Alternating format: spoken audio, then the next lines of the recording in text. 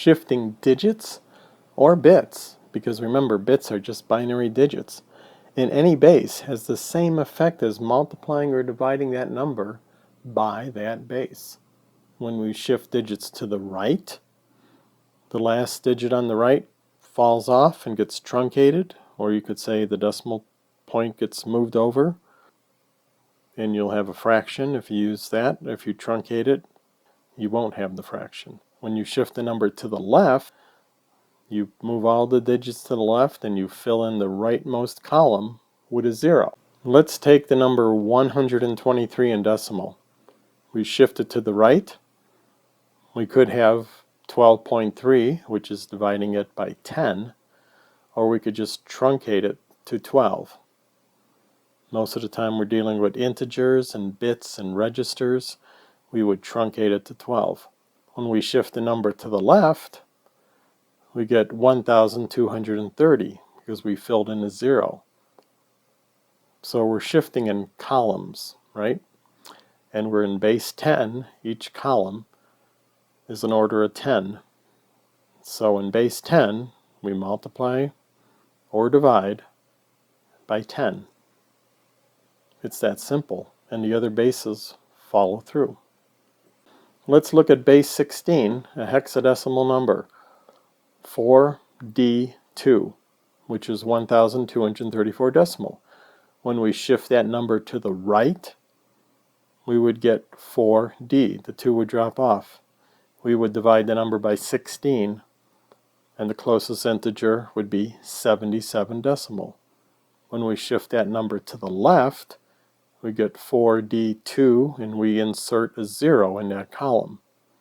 In that case, we get 19,744 decimal.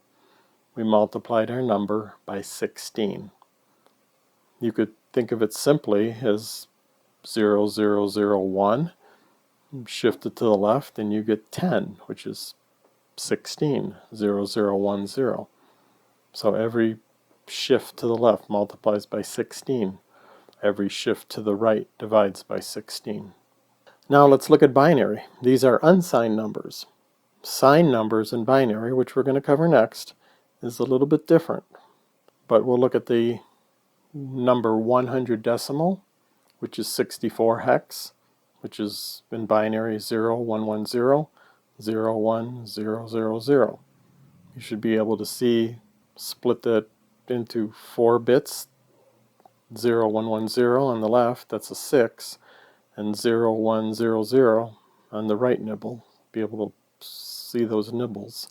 And that's 100 decimal. When we shift it to the right, we move all the bits down to the right. So we divide it by 2. We get 50 decimal. Okay, when we shift it to the left, even though our most significant bit is set, that would be a negative number if this was signed, but it's not signed, it's unsigned. That would be 200 decimal. So again, shifting in binary, multiplying and dividing by 2.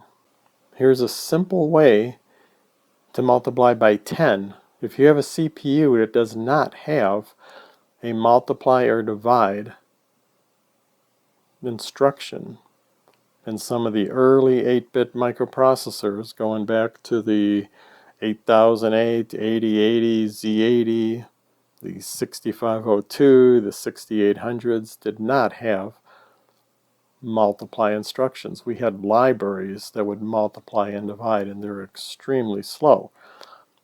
Tens of milliseconds typically versus today's microseconds. So to multiply a number by 10, we need to shift it left. We take our 31 decimal and we'll shift it left. We'll get 62, and that's our 2n. And then we're going to add it to 8n. Then we take our 62 and shift it left and shift it left again. And we get 248. When we add 62 to 248, we get 310, which fit into 2 bytes, not 1 byte. We have a carry into the next byte. But our number is now 310 decimal. So just by shifting, we're able to multiply. In fact, that's what multiply routines actually do. They shift by 10. And if you look at the number 10 in binary, the the right 4 bits are 1, 0, 1, 0. It tells you where the ones are. The 1 is in the 2 position and the 1 is in the 8 position.